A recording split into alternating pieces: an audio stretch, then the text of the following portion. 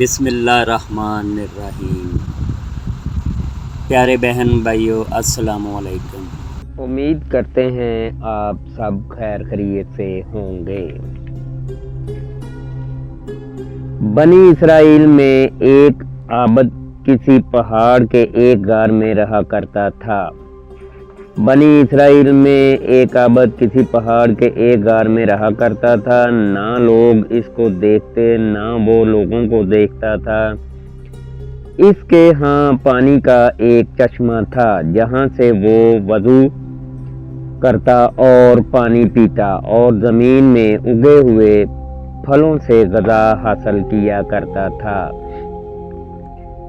دن کو روزہ رکھتا اور رات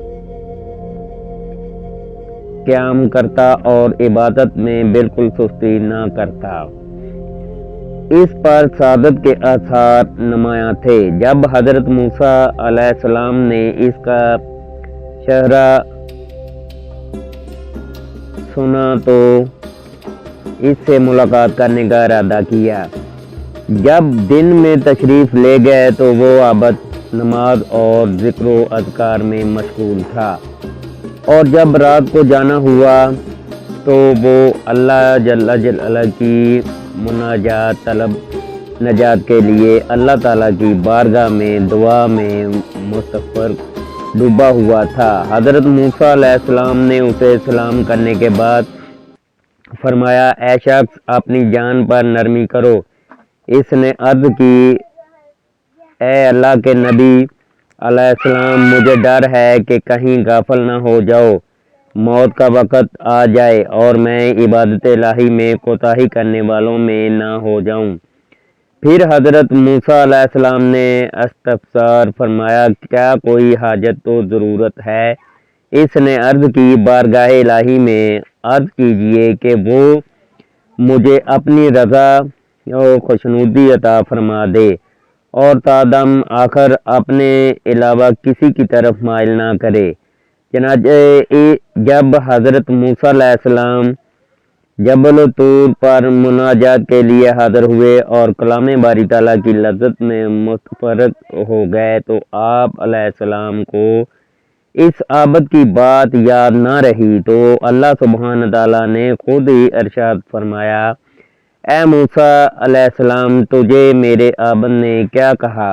آپ علیہ السلام نے عرض کی، یا الہی، تو خوب جانتا ہے، اس نے مجھے کہا کہ میں تجھ سے دعا کروں کہ اسے اپنی رضا و خوشنودی عطا فرما دے اور اپنے علاوہ کسی میں مشغول نہ کر، یہاں تک کہ وہ تجھ سے آ ملے۔ اللہ جل جلالہ نے ارشاد فرمایا، اے موسیٰ علیہ السلام، اسے جا کر کہہ دو کہ وہ دن رات میری جتنی چاہے عبادت کر لے، پھر بھی اپنے گزشتہ گناہوں اور برائیوں کی وجہ سے جہنمی ہے، اور مجھے اس کی ایسی ذلیل و رسوا کن باتوں کا بھی علم ہے جو میرے علاوہ کوئی نہیں جانتا۔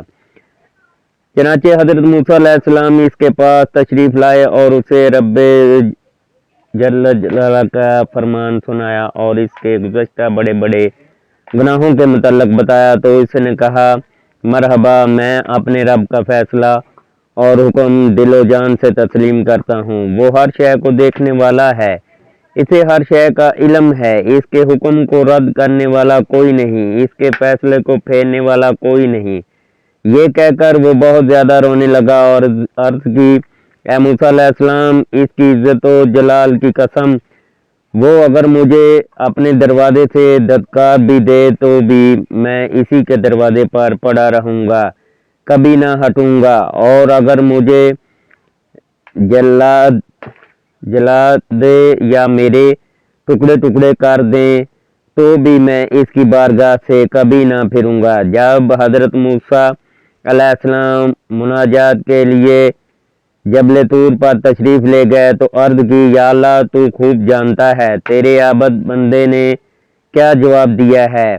اللہ سبحانہ تعالیٰ نے ارشاد فرمایا، اے موسیٰ علیہ السلام، اس کو خوشخبری سنا دو کہ وہ اہل جنت میں سے ہے اور اسے میری رحمت و احسان نے گھیر لیا ہے، اور اسے یہ بھی کہنا کہ تو نے میرے فیصلے کو صبر و رضا سے گلے لگا لیا اور میرے سخت حکم و فیصلے کے باوجود راضی رہا۔ اب تیرے گناہوں سے زمین و آسمان اور درمیانی فضا بھی بھر جائے اور تمام سمندر بھی بھر جائیں تو بھی میں تیری مغفرت فرما دوں گا، کیونکہ میں بہت کریم اور بخشنے والا مہربان ہوں۔